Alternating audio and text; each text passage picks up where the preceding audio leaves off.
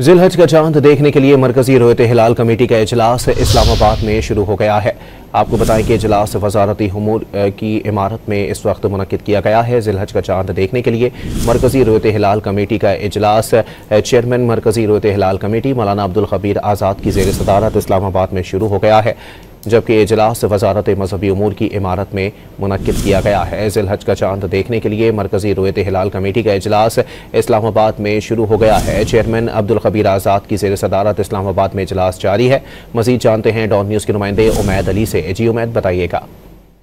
देखिए, बिल्कुल चेयरमैन मरकजी रोयत हिलाल कमेटी मौलाना अब्दुल खबीर आज़ाद की सदारत में अब से कुछ देर बाद जो है इजलास बाज़ाब्ता तौर पर उसका आगाज होगा, इजलास शुरू होगा। तमाम इस इजलास में महकमा स्पार्क और जो दीगर मुतल्लिका अथॉरिटीज है उनके लोग भी इस इजलास में शरीक है।